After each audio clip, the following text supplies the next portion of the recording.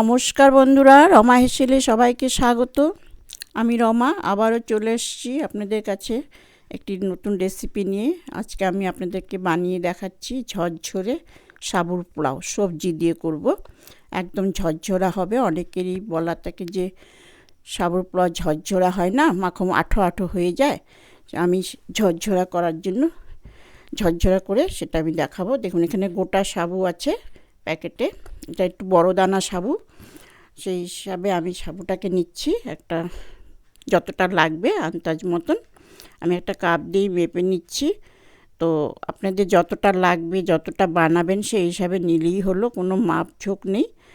তো জলটা দেওয়ার সময় একটু মাপ থাকে। আমি কাপটা দিয়ে মেপে নিচ্ছি সাবুটা। আমি 1 কাপ সাবু নেব।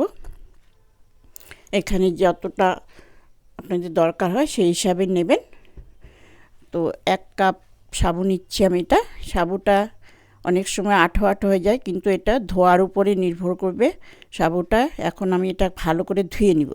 দেখুন, যখন ধোবো এটা একদম ঘোলা ঘোলা সাবুর যে একটা উপরে আস্তরণ থাকে সেটা ওই দেখুন একদম ভাতের মারের মতন বেরোয়। কিন্তু এটাকে ভালো করে ধুতে হবে। যতবার মানে যতক্ষণ এটা জলটা একদম পরিষ্কার স্বচ্ছ না হয় ততক্ষণ এটাকে ধুয়ে দিতে হবে। এখানে 3 বার 4 বার বলে কোনো কথা নেই। জলটা পরিষ্কার চাই সেই হিসাবে এটাকে ধুয়ে নিতে হবে, বারে বারে ধুয়ে ফেলে নিতে হবে। দেখুন, আমি 7-8 বার ধোয়ার পরে আমার জল পরিষ্কার হয়ে গেছে। এইভাবে আমি এটা ধুয়ে নিয়েছি। এই জলটাকে আমি ফেলে দিচ্ছি। দিয়ে নিয়ে আমি আবার 1 কাপ সাবু দিয়েছি, সেই হিসাবে আমি জলটা দিব। দিয়ে এটাকে আমি 1-1.5 ঘন্টা এটা ভিজিয়ে রাখবো। 1 ঘন্টা রাখলেই হলো, বেশি ভেজানোর দরকার নেই। একদম গোলাতে হবে না। এখানে আমি কাপ মেপে সাবু নিয়েছি, কাপ মেপে আমি জলটা দিয়ে দিলাম। দিয়ে এটাকে আমি ভালো করে ঢাকা দিয়ে রাখবো। 1 ঘন্টা, পৌনে 1 ঘন্টার মধ্যে এটা ভিজে যাবে। তো দেখুন, ঝরঝরা হয়ে গেছে একদম পুরো, একটা গায়ে একটা লাগেনি, সাবু ফুলেও গেছে। এখন এটাকে আমি পোলাও হিসাবে বানাবো। দেখুন, এখানে আমি সবজি নিয়েছি। এখানে একটু ব্রোকলি, একটু বিনস, একটু গাজর, ক্যাপসিকাম, আর এখানে কাজু কিশমিশ, আর আদা বাটা, এক টুকরো লেবু আছে। নুন লাগবে সামান্য, চিনি দিব, কেন পোলাও তো একটু চিনি লাগবেই। আমি কড়াটা বসিয়ে দিয়েছি, ঘি দিয়ে করব এটা। পোলাও যেহেতু আমি ঘি দিয়ে করতে হবে, তো আমি একে একে করছি। কী কী লাগছে সেটাও দেখিয়ে দিচ্ছি। এখানে আমি পরিমাণ মতন ঘিটা দিয়ে দিচ্ছি, একবারই দিব ঘিটা। প্রথমে দিচ্ছি, দিয়ে দেখি কতটা লাগে। আগে আমি সবজি কটা ভেজে নেব। একদম ঝরঝরা হবে। আপনারা এইভাবে একটু দেখে নিন। এইভাবে ভাজলে, এইভাবে বানালে সাবুর পোলাও, সাবু ঝরঝরা হতে একদম ঝরঝরা হয়ে যাবে। আমি এটা একটু ভেজে নিচ্ছি, কাজু আর কিশমিশটা ভেজে এটাকে তুলে নিই। আর সাথে আমি একটু চেনা বাদামও ভেজে নেব। বাদামটা আমি দেখাইনি যেহেতু আমি ভেজে নিচ্ছি। এটা হয়ে গেছে ভাজা। এটাকে আমি একটু উঠিয়ে নিব, এখন আলাদা করে তুলে রাখছি। এই ঘিয়ের মধ্যে আমি একটু বাদাম ভেজে নেব।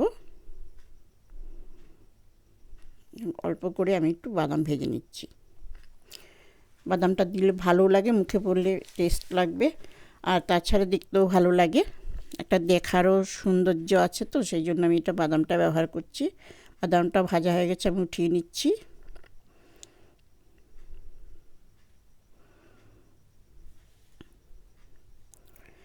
কোনো ঝামেলা নেই, বেশি মশলার এখানে আমি মশলা দিচ্ছি না, যেহেতু আদা বাটাটাই দেব।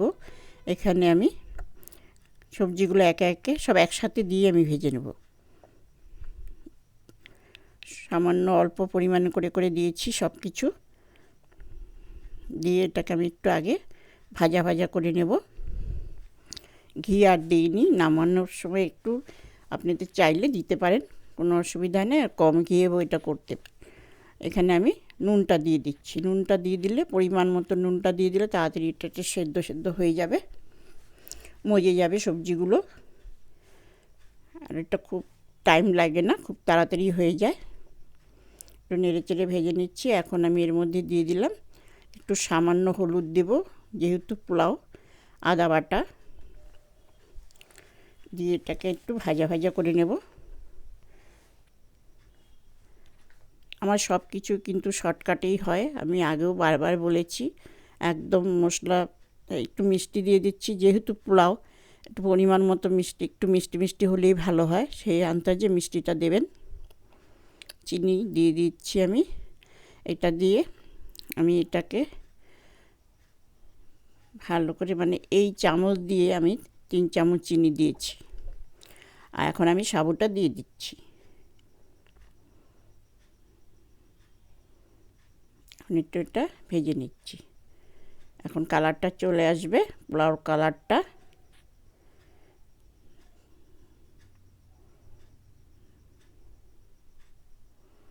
হালকা করে একটু নাড়াচাড়া, আলতোভাবে নাড়াচাড়া করতে হবে। দেখুন কালারটা চলে এসছে, আর একদম ঝরঝরা, একটার গায়ে একটা লাগেনি।